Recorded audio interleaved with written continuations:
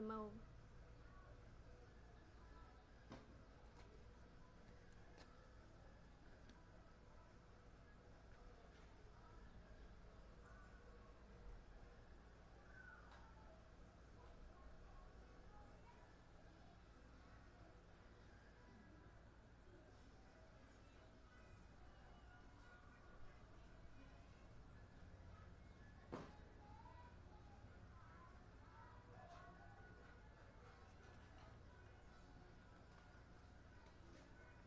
Đây là sản phẩm tranh mica đèn led của Gia Bảo CNC.